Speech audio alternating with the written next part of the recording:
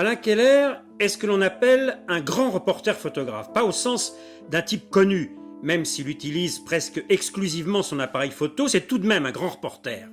Il a récolté pas mal de prix, dont le célèbre WordPress, il a fréquenté toutes les grandes agences photo à une époque où elles étaient françaises, et il a parcouru presque tous les grands champs de bataille contemporains, quel que soit le continent. Il a également publié de très nombreux bouquins qui fixent périodiquement son travail de mûrisseur. Il publie également un blog dont le titre me paraît tout à fait original, Le Journal d'un photographe. Notre conversation a été tellement passionnante, selon moi, que je l'ai découpée en 3 parties. Première partie, qu'est-ce qui vous a amené à la photographie ? Ce qui m'a amené à faire de la photographie, c'était un peu une histoire de famille. C'est que quand j'étais jeune, j'avais des parents extraordinaires, mais séparément, quand ils étaient ensemble, ils n'arrêtaient pas de s'engueuler. Et dès mon plus jeune âge, j'ai été très très fort en géographie, parce que la géographie, c'était partir, c'était aller ailleurs, c'était le voyage. Et dès que j'ai pu voyager, j'ai voyagé. Et mais vos parents, qu'est-ce qu'ils avaient comme activité Alors mes parents étaient des artisans maroquiniers. Ils avaient une petite fabrique de sacs à main. Et ils travaillaient aussi à la maison, à Paris. Ça faisait beaucoup de bruit. Et en fait, j'avais pas trop d'espace intime. Vous étiez plusieurs dans la famille ? Non, je suis fils unique. Je suis fils unique, ce qui expliquera aussi une partie du travail que j'ai fait sur mes parents. Donc atelier bruyant, des parents qui s'engueulent un peu. Donc ils ont plus le temps de s'occuper de moi. On m'envoie pensionnaire à Honfleur en Normandie. C'était un lycée d'État. Là, je me fais des copains que j'ai toujours. D'ailleurs, ça fait très longtemps. C'est un peu le bazar. On s'émancipe. On a les premières fiancées. On fait le mur. Quand on n'a pas d'endroit pour dormir, on refait le mur le week-end pour aller dormir au foyer du lycée. C'était le lycée Papillon, on l'avait surnommé. Et de fil en aiguille, je m'intéresse de plus en plus à la photo. Et à mes 16 ans, j'ai une méningite cérébrospinale foudroyante. Ce qui fait que le lycée est fermé, je suis à l'hôpital pendant 5 semaines, je suis 3 jours dans le coma, et là mes parents reviennent bien entendu en urgence de Paris, et ils m'auraient promis n'importe quoi, et dès que je suis sorti de mon coma, je leur ai demandé un appareil photo, l'appareil photo de mes rêves.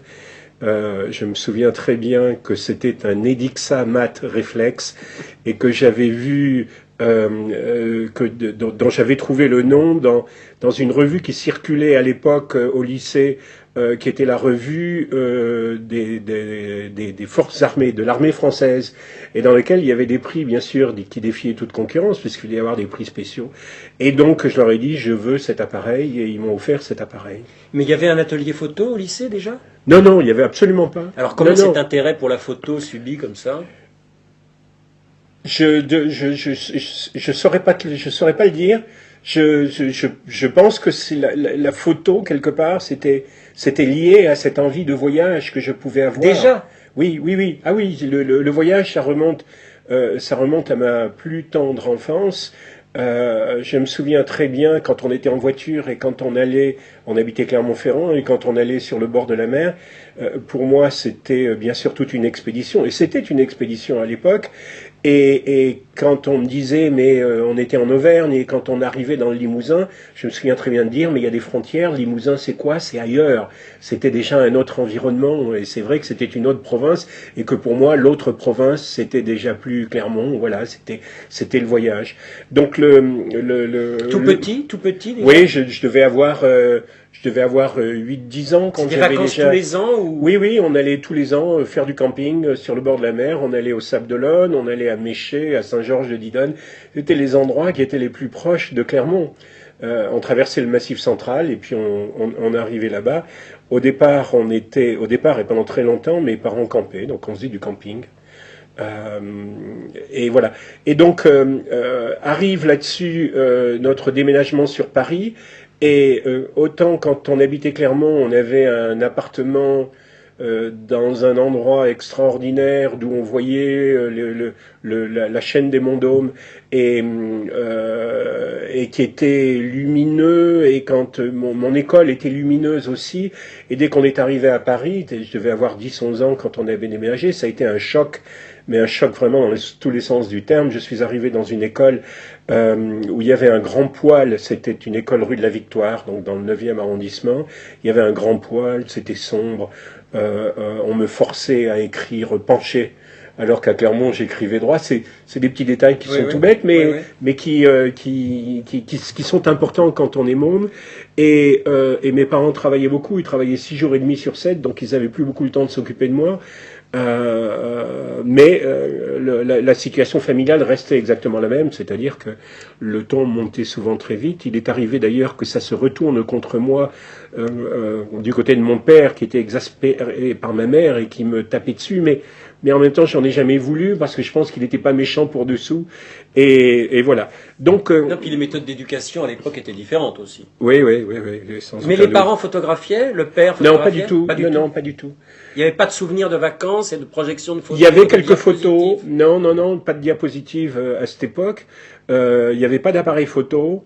Il y avait des photos qui circulaient, qui étaient faites en général par des amis quand on allait en vacances. Et donc on les récupère. J'en ai récupéré, puisque j'en ai dans ce qui reste de l'album de famille, j'en ai récupéré pas mal. Donc il n'y avait pas du tout de photos. Alors il y a quand même eu quelque chose qui, je crois, a joué en faveur de l'image d'une manière totalement inconsciente. Et je m'en suis aperçu beaucoup plus tard. En fait, je m'en suis aperçu il y a quelques années. C'est que à Clermont, on fréquentait, nos origines sont juives polonaises. Donc on fréquentait un milieu de juifs ashkénazes qui étaient laïcs et qui étaient souvent communistes. Et on allait suivre, il y avait un grand ami de la famille qui était le docteur Vesleb, qui était un personnage absolument fabuleux. Et on allait, je me souviens plus la fréquence, mais on allait souvent dans une salle des fêtes où il y avait des réunions qui étaient faites par les amitiés franco-soviétiques, où il y avait des discours politiques à l'époque, donc dans les années 50, et il y avait surtout des projections de films de propagande soviétique en noir et blanc, où on voyait les moissons, où on voyait les succès de l'économie soviétique. Et je crois que c'était fabuleux. Et quand je revois des films dans ce genre-là, je me dis, mais ils ont tout inventé, c'est extraordinaire, parce que c'est du noir et blanc, qui est assez avec des noirs profonds, c'est fait avec un objectif, avec un 50 mm, il n'y a pas de fioriture, c'est absolument somptueux.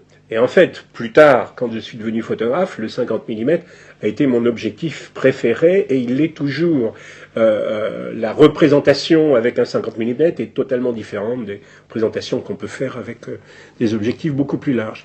Donc quelque part, je pense que ça a été un élément qui a fait que j'ai été inondé de ces images, et que totalement inconsciemment, ça s'est logé quelque part, et c'est ressorti au moment où j'ai eu envie de voyager, où j'ai eu mon premier appareil photo. En plus, juste avant d'avoir cette méningite à Honfleur, on avait décidé avec des copains de faire un film. Il y avait un metteur en scène, il y avait l'actrice principale qui était très jolie, qui était la sœur d'un de mes copains, et je devais me retrouver caméraman. Je ne sais pas comment, je m'étais auto-proclamé caméraman, alors que auparavant j'avais quand même eu un tout petit appareil photo, mais je n'avais absolument aucune expérience.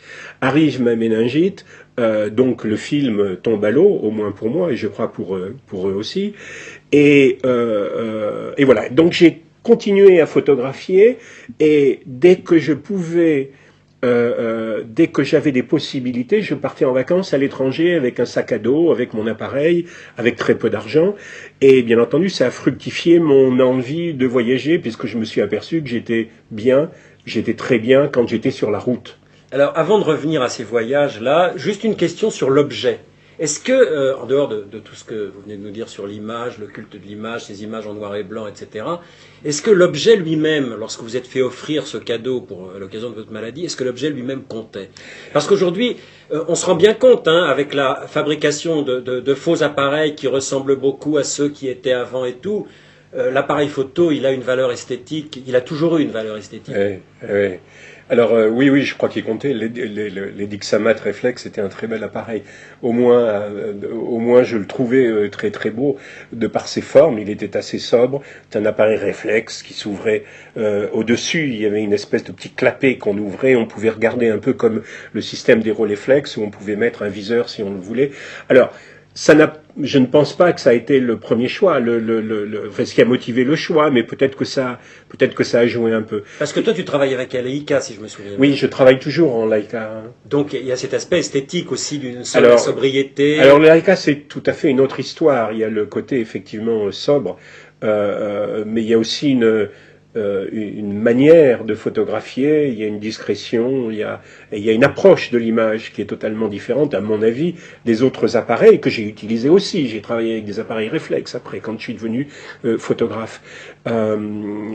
Mais c'est vrai que l'aspect c'est esthétique ça joue un peu. Bon, après on se dira qu'il y a des appareils qui payent pas de mine, et je crois qu'en photo, faut se souvenir d'une chose, et c'est qu'on peut faire des photos avec n'importe quoi. Aujourd'hui, on fait des photos excellentes avec l'iPhone, et qu'on peut faire des photos avec le système Stenopé, qui consiste à avoir une boîte, à mettre un trou dedans, à avoir une surface sensible dedans, et on fait des photos aussi. Donc voilà, donc c'est un des facteurs, mais c'est pas on va dire, c'est pas forcément le facteur le plus important.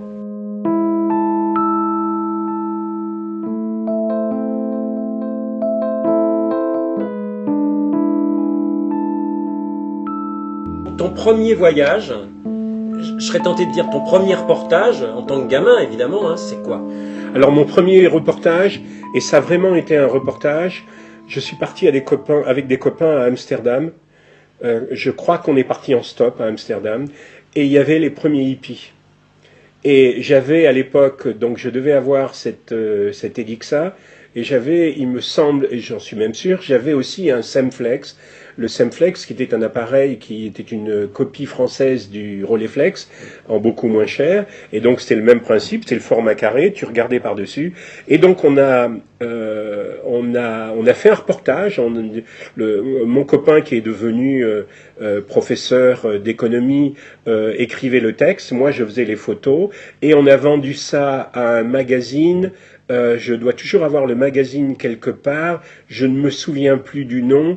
Il a fait des petits, après il s'est transformé, et c'est devenu un magazine genre, on va dire peut-être grand reportage, mais c'était longtemps avant. Donc voilà, on a réussi à leur revendre 500 francs, je crois, à l'époque le reportage, et j'ai toujours les films, les photos. Donc voilà, donc ça a été quelque part, et j'étais très jeune. Mais c'est exotique Amsterdam. C'était très exotique, c'était très beau, puisqu'à l'époque il y avait Amsterdam, c'était loin, il n'y avait pas d'autoroute, ou les autoroutes, il y en avait peut-être qu'en Hollande, en France ça n'existait pas, donc c'était effectivement une expédition. En plus on le faisait en stop, et je me souviens que je devais quand même avoir une certaine idée de la photographie, puisque comme tu le sais, il y a une agence qui est une agence mythique qui s'appelle Magnum, et je regardais les livres des grands classiques de photographes de Magnum, c'était Cartier-Bresson, c'était Marc Ribou, et j'avais envoyé ce reportage à Marc Ribou en lui disant que je voudrais bien devenir photographe à Magnum, etc. Ça se passe pas du tout comme ça, mais juste comme ça. Et il m'avait jamais répondu. Bon, c'est la vie, hein. Mais donc je devais avoir une certaine idée de l'image. Alors après, je suis allé avec des copains en stop, on est allé à Istanbul. Et puis là, je commençais à prendre goût à l'exotisme, l'Asie, parce qu'à l'époque, Istanbul était une ville, c'était vraiment le point de passage entre l'Orient et l'Occident. Il y avait une ambiance, il y avait une atmosphère. Il y avait pas le pont, absolument. Il y avait pas le pont. Il y avait cette traversée du Bosphore. Alors d'abord il y avait la Corne d'Or qui était très belle, et puis il y avait une ambiance, c'était l'Orient, quoi. C'était tout à fait l'Orient. Et de fil en aiguille, après je suis allé dans une école photo Alors ça a été absolument dramatique. Enfin dramatique, c'était catastrophique parce que tout ce que j'espérais et tout ce que j'aimais en photographie n'était pas enseigné. Par exemple, c'était un enseignement tout à fait traditionnel où on faisait des portraits à la chambre. Il fallait que ça soit en hauteur, etc. Moi, quand j'avais un exercice, je faisais un portrait au 24-36 en horizontal, en panoramique.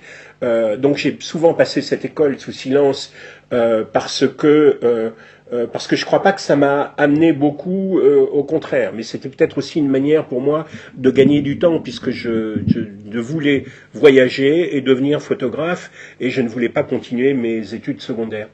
Et Là, tu avais quel âge là? alors là, je devais avoir 17 ans. Et il s'est passé un truc, c'est que en 1967, donc j'étais dans cette école, et il y a eu le coup d'État des colonels en Grèce. Et avec 2 copains de cette école, on est parti en voiture. Et alors moi, j'avais pas d'argent, j'avais peut-être 50 francs. À l'époque, la vie, bien sûr, était beaucoup moins chère. Et on est allé jusqu'à Athènes, où on a fait des photos qui valaient ce qu'elles valaient. Elles n'étaient pas extraordinaires, mais bon, on découvrait. Et puis c'était surtout cette espèce d'envie, cette envie d'aller sur un endroit où il se passait quelque chose, parce que c'était un gros événement, le coup d'État en Grèce. Et quand on est revenu, on a montré, il me semble qu'on a été à Paris Match, qui a développé nos films, mais ils n'ont rien utilisé, ils devaient avoir 1000 fois mieux.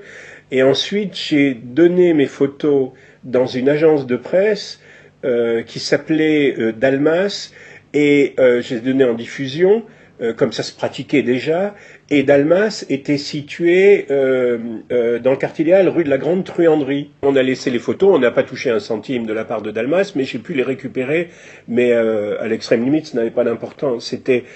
J'étais en train de mettre un peu les jalons du métier de photographe. Oui, parce que tu n'avais aucune expérience J'avais aucune expérience de ce qui était autour de l'image. Non, j'avais absolument aucune expérience, mais j'étais passionné déjà par l'image. Parce qu'on n'apprenait pas ça dans les écoles de photo. Non, le reportage, non, absolument pas. Non, mais même le fonctionnement avec un employeur. Non. Je pense que les écoles de photo à l'époque étaient faites pour la personne qui voulait monter un petit commerce. Voilà, un photographe de quartier qui développait mariage, etc. Je crois en gros que c'était un peu ça. Il nous faisait peut-être faire des images qui ressemblaient à des images de mode, mais en gros c'est au moins le souvenir que j'en ai. Ensuite, je rêvais. Après la Grèce. Alors après la Grèce, donc j'ai continué à travailler, à être dans cette école. Mais tu étais toujours dans l'école, oui. J'étais toujours dans cette école, l'Institut français de photographie, rue Paul Valéry. Et ensuite, je dis à mes parents, mais moi je veux faire le tour du monde. Ils m'ont dit, c'est bien gentil, mais il faut que tu travailles. Et leurs voisins, après mes parents avaient déménagé, ils habitaient à Igny, et ils faisaient de l'aller-retour chaque jour à Paris dans leur atelier. Et donc, le voisin de mes parents était rédacteur en chef d'une revue technique qui s'appelait Information Chimie, qui était rue Saint-Lazare. Et ils m'ont proposé un travail où j'étais photographe. En fait, je faisais beaucoup plus de labo que d'autres choses. De temps en temps, je faisais des photos. Je faisais ce qu'on appelle des typons, c'est-à-dire que je développais sur des films, je développais sur un support film des photos qui m'étaient données et qui devaient servir à l'impression du journal. Alors bon, c'était pas très excitant, mais en même temps, je gagnais ma vie et j'avais décidé de travailler 1 an dans cet endroit. Et effectivement, au bout d'1 an, je me suis acheté 2 appareils photo, des films, un billet de train pour Istanbul, et j'ai dit salut la compagnie, et je suis parti pour Istanbul. Donc j'ai fait le voyage. Arrivé à Istanbul, j'ai pris la route de l'Orient, j'ai été routard, j'ai pris des autobus qui m'ont fait traverser la Turquie, j'ai traversé l'Iran, je me suis arrêté à Téhéran, je me suis arrêté à Mashhad, j'ai traversé l'Afghanistan. À l'époque, c'était relativement facile. J'ai été à Kaboul, où on fumait un peu, voilà. Et puis, chemin faisant, on rencontrait des routards comme nous. Alors moi, j'évitais les Français. Je voulais pas voyager avec les Français, donc j'ai voyagé avec les Anglo-Saxons, ce qui avait au moins le côté pratique de parler anglais. Donc j'ai beaucoup parlé anglais avec eux, et ce qui était très important dans notre métier. Et puis je suis arrivé en Inde. avec des Hollandais, je me souviens, et puis avec un Flamand qui était très drôle. Et j'avais été fasciné par les passages parce que la frontière était ouverte, mais les lignes de chemin de fer ne fonctionnaient pas entre le Pakistan et entre l'Inde, donc il fallait qu'on descende de train au Pakistan un peu avant la frontière, on traversait la frontière à pied, et ensuite il y avait quelques kilomètres avant d'atteindre une gare, et là il y avait des rickshaws qui attendaient les voyageurs à la frontière. Et ça avait été absolument fascinant de monter dans des rickshaws différents, puisqu'on était 3 ou 4, et puis de se faire emmener jusqu'à la première ville, et parce que il y avait une espèce de silence qui était s'il n'y avait pas de voiture, et puis il y avait surtout les oiseaux, les corbeaux, qui étaient là en nombre, et qu'on entendait croasser. Moi, il me fascine les corbeaux. Et donc voilà, alors c'était vraiment le passage dans un autre univers, dans un autre monde. Alors l'Inde, je suis allé à New Delhi, où on a tenté de m'attaquer. J'ai continué sur le Népal. Ouais, c'est le parcours traditionnel. Au Népal, j'ai fait un trekking le long de l'Himalaya pendant plusieurs jours. Et puis ensuite, du Népal, je suis revenu en Inde. D'Inde, je suis passé en Thaïlande. De Thaïlande, je suis allé au Laos, au Cambodge, avant la guerre. J'ai eu des velléités, quand j'étais au Cambodge, d'aller au Vietnam. Mais je ne l'ai pas fait. Il y avait la guerre du Vietnam. Alors là, c'était le début de la guerre du Vietnam, en fait. C'était en 68. Les Américains. Les Américains, oui, c'était le début de la guerre américaine. Et puis ensuite, je suis descendu jusqu'à Singapour.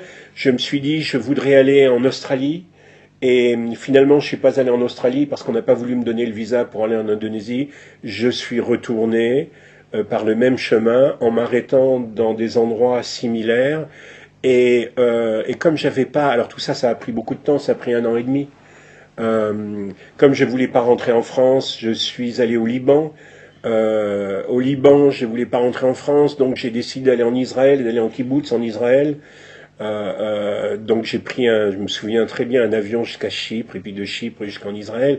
Là, j'ai rencontré une Américaine dont je suis tombé très amoureux, qui habitait New York, et je me suis dit, je vais aller à New York. Je rentre en France, donc contraint et forcé, j'avais plus d'argent. Alors, les femmes ont été très importantes dans mes choix. Oui, mais juste un petit point comme ça, parce que ça marque beaucoup à notre âge.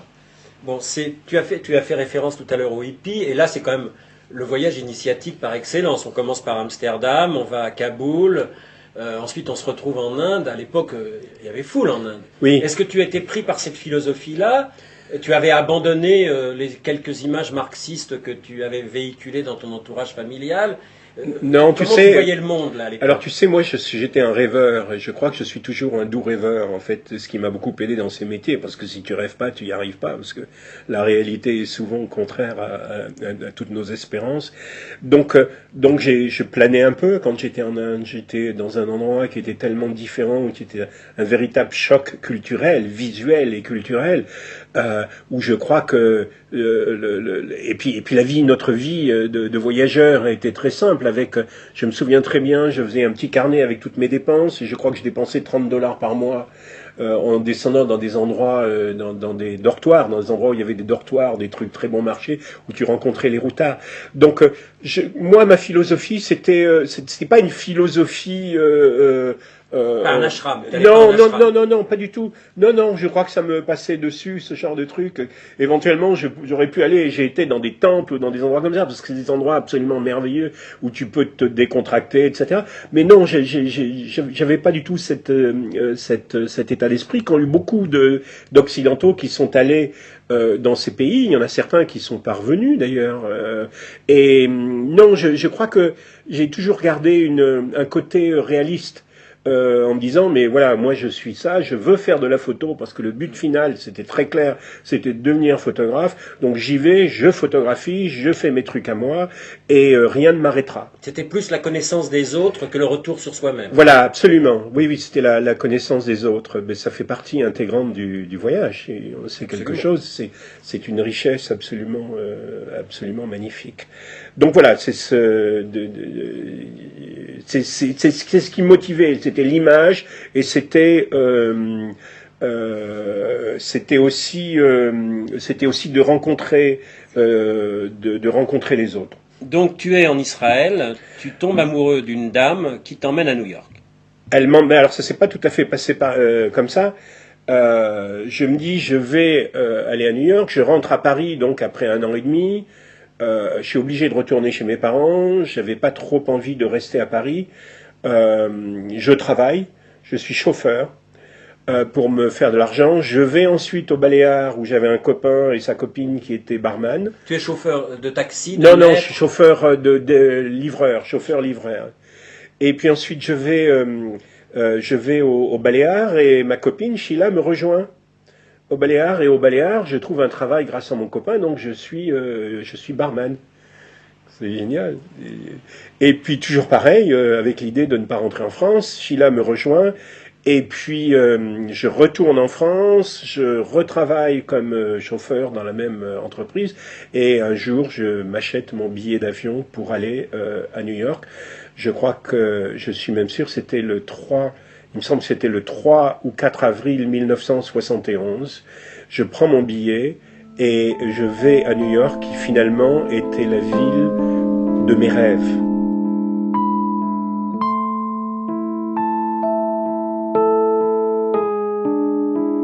Et j'arrive à New York. J'habite chez une copine que j'avais rencontrée en Inde, dont j'avais été très amoureux, mais qui m'avait gentiment rejeté parce qu'elle était amoureuse d'un Indien qu'elle a fini par épouser. Et je dis à Sheila, je suis là. Donc je crois qu'elle était un peu embêtée en fait parce qu'elle s'attendait pas du tout à ce que je vienne, même si elle m'aimait bien. Je suis reçu dans la famille. Et je suis reçu dans la famille. Le père était le directeur général de Scientific American. Et leur meilleur ami était... Et c'est là où l'histoire est absolument extraordinaire, parce que c'est une histoire à rebond. Leur meilleur ami était John Morris, et John Morris, à l'époque, était le chef du service photo du New York Times. Donc Sheila téléphone à John Morris avec mon premier portfolio que j'avais, et qui en fait était des photos de mon tour du monde. Donc John Morris me reçoit au New York Times, alors j'avais un attaché case spécial dans lequel j'avais mis les photos qui étaient contre-collées sur du carton. J'étais impressionné, mais alors impressionné, parce que fondamentalement je suis très timide, et aller d'un seul coup dans l'antre du journalisme, c'est quelque chose. Il me reçoit parce que les Américains ont ceci d'extraordinaire, c'est qu'ils te reçoivent. Il me reçoit, il regarde les photos, et il me dit, well, it's not very exciting. C'est pas très excitant. Mais prends mon numéro de téléphone, donne-moi ton numéro de téléphone. Et à l'américaine, je retourne donc chez Beryl, chez qui je logeais. Et quelques jours plus tard, John Morris me téléphone et il me dit, ce week-end, il y a un barbecue chez Eddie Adams. Et Eddie Adams était un grand photographe qui a gagné plusieurs Pulitzer, World Press Photo, qui travaillait pour Associated Press. C'était presque un dieu vivant pour les gens qui voulaient faire de l'actualité. Et je me retrouve dans le New Jersey, à côté des saucisses qui crépitaient, qui cuisaient, etc., à faire du baseball avec les Américains. Et là, je rencontre le fils de John Morris, Oliver Morris, qui me dit, mais moi, je connais, il y a une galerie sous forme de coopérative qui se fait à New York, est-ce que tu veux venir voir? Et je suis allé les voir, et ça a été le début d'une aventure extraordinaire. Entre-temps, j'avais quitté j'étais parti de chez Beryl. Sheila avait quitté les États-Unis parce qu'elle avait paniqué. Elle m'avait complètement planté parce qu'elle s'est dit, oh là là là là, il vient pour moi, et elle a pas assumé. Et puis elle est partie, mais je la comprends un peu. Et donc je travaillais au noir, j'avais réussi à trouver un système où je pouvais travailler, et j'avais un appartement, je sous-louais un appartement dans le village. Donc je commençais à me faire une espèce de trou à New York. Tu avais une petite surface. J'avais une petite surface, j'avais mon labo. Je travaillais dans des usines. Alors je travaillais principalement, c'est des métiers physiques, mais c'était bien. En fait, j'ai tout fait. Hein. J'ai fait des sandwichs, j'ai été security man chez Cartier la nuit, j'ai été nettoyeur des locaux de Air France la nuit, J'ai travaillé dans des usines, j'ai travaillé à Kennedy Airport, dans les cuisines de Kennedy Airport, où je me suis fait lourder parce qu'ils voulaient m'avancer mon heure de travail. Et je leur ai dit, oh là là, c'est trop loin, en Amérique, tu dis pas ce genre de truc, donc on m'a dégagé. Mais j'ai fait 36 métiers différents. J'ai travaillé principalement avec des Noirs américains et avec des Portoricains, ce qui a été une richesse extraordinaire. Et puis ils m'aimaient bien parce que j'étais le Frenchie, le français qui parlait avec un accent français. Je les faisais rire comme c'était pas possible. Et en même temps, c'était un enrichissement d'être confronté à New York avec tous ces gens-là. Et les week-ends, je faisais mes photos. J'allais beaucoup à la galerie, puisque la galerie, la Soho Photogalerie. Tu as pris les photos du tour du Oui, monde. ils m'ont fait une exposition, et puis ensuite je suis devenu membre de cette galerie, et donc il y avait beaucoup de présence à faire, et comme j'habitais pas très loin, dès qu'il y avait un problème, on me téléphonait, et j'étais très content d'y aller, d'ouvrir les portes, de régler les trucs, etc. Et là j'ai rencontré des photographes, des gens voilà, qui comme moi voulaient devenir photographe ou qui étaient à un stade beaucoup plus avancé. En fait, c'est vraiment là que tu as commencé, quoi. Voilà, c'est à New York que j'ai commencé. Ça s'est concrétisé 2 ou 3 ans plus tard. La fille qui avait été un moment ma petite amie qui me sous-louait, qui me sous-louait l'appartement dans le village, était iconographe, freelance. Elle travaillait pour différents magazines. Elle m'a présenté une agence de presse avec qui j'ai sympathisé avec le directeur, et de fil en aiguille, ce sont eux qui m'ont donné mon premier boulot. Mais il y a quand même eu des épisodes invraisemblables. C'est que je me suis fait virer de l'appartement que je sous-louais. Pourquoi? Parce qu'un jour, j'ai voulu dégivrer mon réfrigérateur et j'ai pris un tournevis, etc. J'ai tapé dans la glace et puis il y a une espèce de gaz qui est sorti. Comme j'y connais rien, j'ai paniqué. Je l'ai dit à la concierge, il a dit au propriétaire, comment vous habitez ici? C'est pas Marchia qui habite là. Il m'a proposé tout de suite de doubler mon loyer, mais je ne pouvais pas.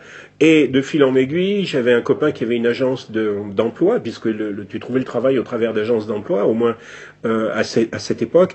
Et j'ai trouvé un travail dans les Catskills, dans des grands hôtels. Et là, je suis resté plusieurs mois. Je me suis fait beaucoup d'argent, mais j'y étais tout le temps. J'étais serveur. Et un jour, l'immigration est arrivée et je me suis fait prendre sous un lit. Ils m'ont trouvé sous un lit avec, autour du cou, mon premier Leica que j'avais acheté à un copain de la Soho Photogalerie. Et c'était la fin de mon rêve américain, c'est-à-dire que je ne voulais pas rentrer en France, je voulais devenir américain, je voulais rester en Amérique, mais pour moi l'Amérique ça se limitait à New York, parce que New York était en pleine ébullition, ça n'a rien à voir avec New York d'aujourd'hui, c'était cassé de partout, c'était pas sûr, c'était sale, mais il se passait des choses, c'était une ville qui vivait à 100 l'heure, et donc il me trouve sous un lit, avec mon premier Leica autour du cou. C'est extraordinaire, ce truc-là. Et les mecs me disent, don't worry, ils ont été très corrects. Ils m'ont quand même mis les menottes, parce que comme ils m'avaient trouvé, j'étais resté plus tard que les autres, je m'étais pas rendu à l'immigration qui frappait aux portes des bungalows dans lesquels on était cachés. Le Leica, ils m'ont pris le Leica, qu'ils m'ont rendu, bien sûr, et ils nous ont emmenés à la police. À la police, on nous a photographiés, on a pris nos empreintes digitales, et ensuite à la prison de l'immigration, qui se trouvait à côté de l'agence d'emploiement, qui m'avait trouvé ce travail. J'ai pu leur téléphoner, et puis il y avait une terrasse qui était protégée, bien sûr, par des grillages, où j'ai pu leur faire des signes. Donc, quelque part, j'ai été jugé. Une caution a été versée par le chef des waiters, des serveurs, que je lui ai remboursé immédiatement puisque j'avais l'argent, et qu'il a récupéré puisque j'ai quitté le pays. Mon jugement me disait... Tu as été expulsé. Je devais quitter le pays sous un mois, et quand je suis passé devant le juge de l'immigration, il m'a dit, vous rentrez en France, et je lui ai dit... Ça correspondait avec mon premier travail photographique de cette agence dont j'ai parlé tout à l'heure, où on m'envoyait en Amérique latine, et j'ai dit à l'office immigration, est-ce que je peux partir au Mexique, qui était la première étape de mon travail, sans lui dire que j'allais travailler. Il m'a dit OK. Donc tout est arrivé en même temps et ça a été mon premier travail de photographe. Je suis parti 3 mois en Amérique latine pour faire des livres éducatifs. D'accord. Mais ça, alors, bon, première question, est-ce qu'à cette époque-là, entre la période du voyage, la période américaine, est-ce que tu as toujours, parce que c'est une des marques de fabrique d'Alain Keller, d'avoir toujours un appareil photo avec lui? Oui. Tu avais déjà à cette époque-là? Oui, j'emmenais même au travail. C'est ça? Oui. En permanence? Pas en permanence, mais je l'emmenais souvent, parce que j'ai retrouvé des photos que j'avais fait des gens qui travaillaient avec moi dans certains endroits. Et des endroits où tu pouvais pas l'emmener. Mais, et comme je te disais tout à l'heure, tous les week-ends, Oui. j'arpentais les rues de New York, et puis je faisais des photos que j'ai toujours, que j'ai retrouvées. Il y en a certaines aujourd'hui que je revendique, parce qu'elles étaient un peu naïves. Tu sais, quand tu es amateur au départ et quand finalement tu n'es pas structuré par un environnement, tu arrives encore à faire des choses qui sont des choses naturelles, qui sont, voilà, instinctives. Et j'ai retrouvé des photos que j'aime beaucoup et que si un jour j'ai une rétrospective, je les mettrai dedans. Alors, deuxième question, là pour le moment il n'y a absolument pas d'actu. En dehors de l'épisode grec où tu Non. prends la voiture pour Non, aller... sauf que dès qu'il y a des manifestations à New York, j'y vais. Oui, mais enfin... Bon. Comme tu sais, tous les photographes, Oui, oui. y compris aujourd'hui, Oui. les nouvelles générations, se font la main sur les manifs. Oui. Mais pas d'actu. Le Mexique, pour toi, il y a une phase actu où on est Non. encore toujours dans la Non, même veine. j'ai une liste que m'a donnée l'éditeur. L'éditeur, c'était un grand éditeur de livres éducatifs, McGraw-Hill. Donc j'ai une liste de photos que je dois faire dans chaque pays pour illustrer des livres de langue espagnole, castellano, comme ils disent là-bas. Donc ça peut être des hommes politiques, comme ça peut être des taxis, comme ça peut être des bidonvilles, comme ça peut être des gens qui se congratulent, comme ça peut être des restaurants, des églises, etc. Je crois que j'ai gardé cette liste très longtemps, j'avais redécoupé pour la faire par pays, etc. Voilà. Et donc j'arrive au Mexique, je passe 15 jours au Mexique, je vais dans des tas d'endroits différents, et puis voilà, et puis je suis parti en voyage. Et puis, Et là, après, tu as continué. alors j'ai continué sur le Guatemala, donc les pays qui étaient sur ma liste, tout ça en avion, puisque les frais étaient couverts. Là, tu étais devenu un professionnel. Voilà, c'était vraiment mon premier boulot. J'étais devenu un professionnel. Et Guatemala, ensuite je continue sur le Pérou. Le Pérou, je rencontre dans la jungle péruvienne une infirmière suédoise dans un hôpital où je vais faire des photos. Et puis elle me plaisait bien, donc il se passe rien, mais on reste en contact et je lui dis je vais revenir dans quelques mois parce que je voulais retravailler en Amérique latine. Et elle m'a dit eh ben, écoute, quand j'aurai fini mon contrat, si tu veux, on voyage ensemble. Et donc après le Pérou, je passe en Argentine en faisant une escale à Santiago juste après le coup d'État. Donc le coup d'État, c'était le 11 septembre 73, donc c'était dans ces eaux-là. Je vais à Buenos Aires. De Buenos Aires, je remonte à Caracas et je travaille au Venezuela. Ensuite, Porto Rico. Je reviens à New York. Et puis, je donne mon travail. Et ensuite, il me propose un autre travail, c'est de retourner en France, où je n'avais pas été depuis plusieurs années, puisque j'ai passé plusieurs années à New York. Et je retourne en France pour faire un travail. Mes parents viennent me chercher à Bruxelles. Ils ne me reconnaissaient pas, parce que j'avais une grosse moustache. Ah non, c'est plus tard que j'ai eu la grosse moustache, je crois, enfin, peu importe. Et je fais un travail en France, donc toujours pour les mêmes éditeurs. Je reste en contact avec Maria, mon infirmière suédoise, que je vais rejoindre quelques mois plus tard, et on voyage pendant plusieurs mois en Amérique latine, mais cette fois-ci, j'ai la ferme intention de m'attacher ou d'essayer de photographier des faits d'actualité ou sociaux. C'est là où tu prends cette décision. C'est là. Alors, pour rejoindre Maria, je prends un avion sur New York, et là je contacte le bureau de New York de Sigma, voilà. Jean-Pierre et Eliane Lafont, et c'était juste après la scission Gamma-Sigma. Donc j'avais vu des photos signées d'abord Gamma, dans le New York Times, et quelques jours après, elles étaient signées Sigma. Donc j'ai compris qu'il s'était passé quelque chose. Je vais les voir, ils me reçoivent. Et parce qu'en France, tu n'avais aucun contact avec aucune agence. Non, j'avais pas de contact. J'avais eu. Tu savais qui était Sipayoglu, tu savais. Non, je crois que Sipayoglu à cette époque n'existait pas encore ou allait débuter parce que Sipa avait été photographe à Gamma avant de faire Sipa. Donc tu vois, je crois que j'arrive à ce moment 73. charnière.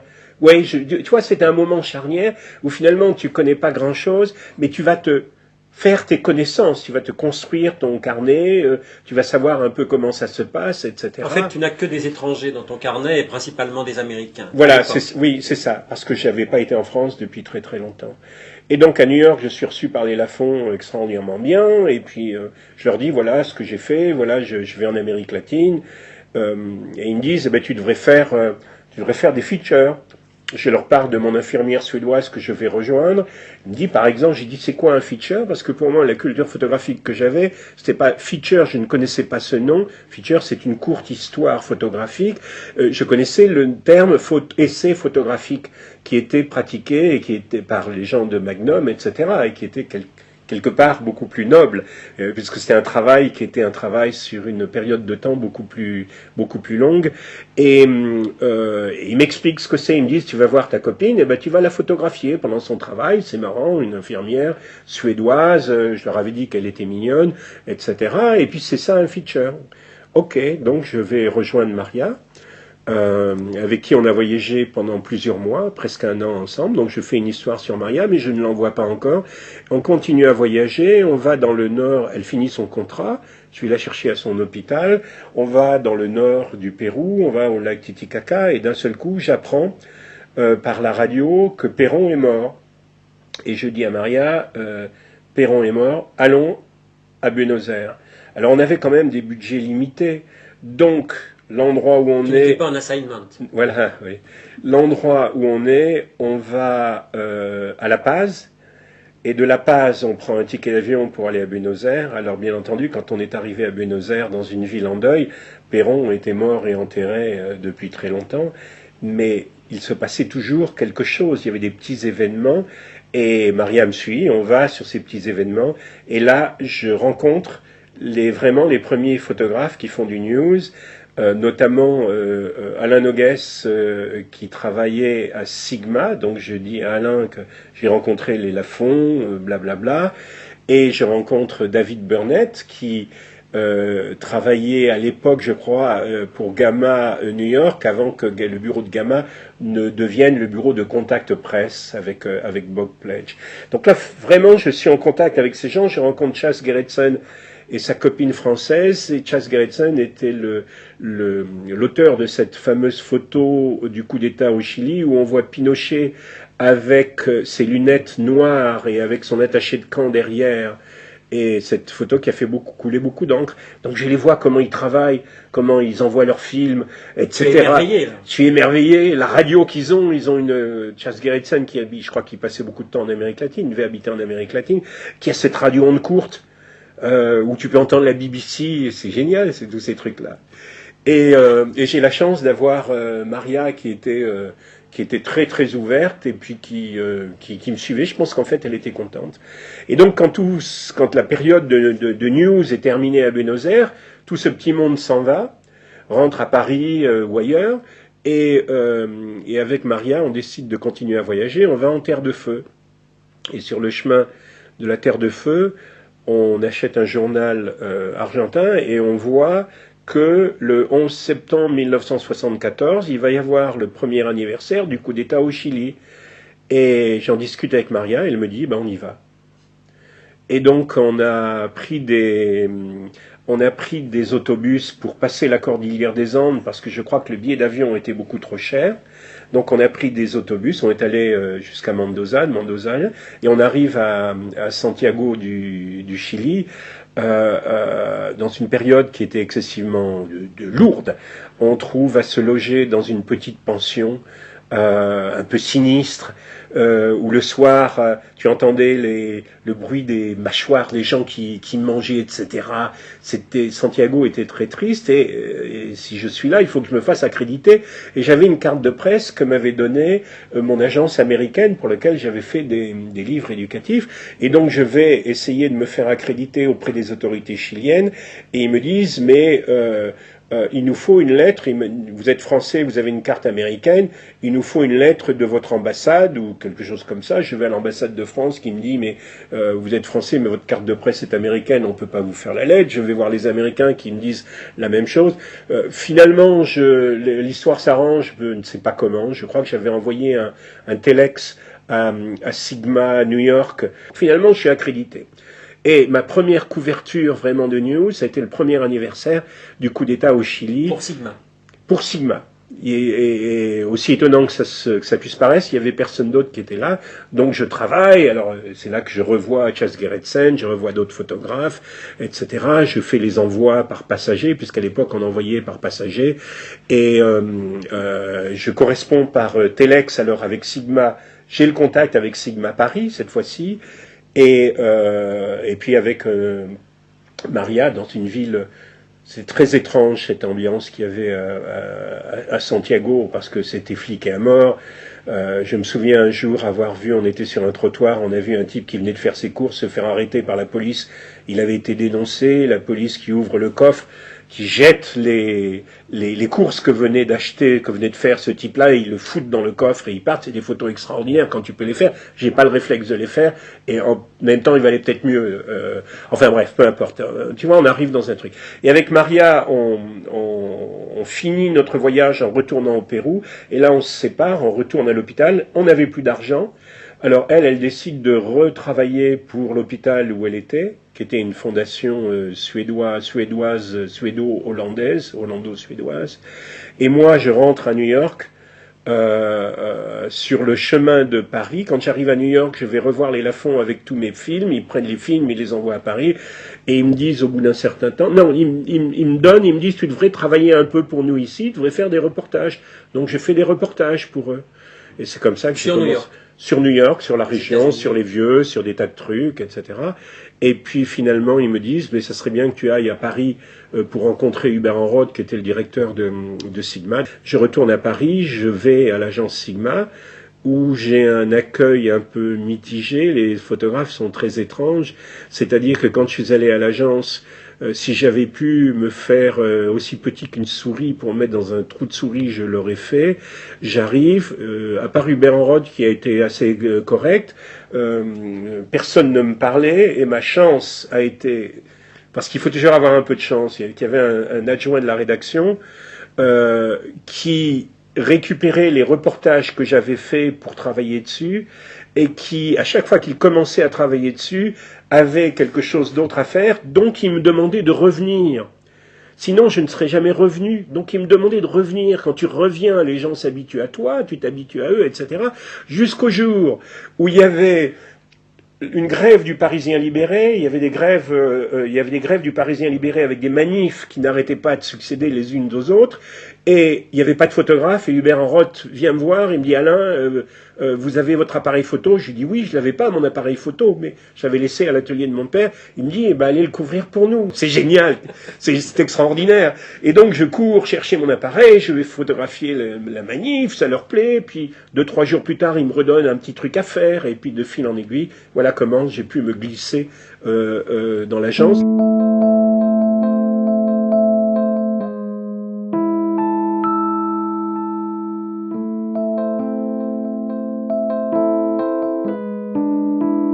Il y avait un rédacteur en chef qui était génial, qui était Jean-Pierre Farkas, qui avait une pêche d'enfer.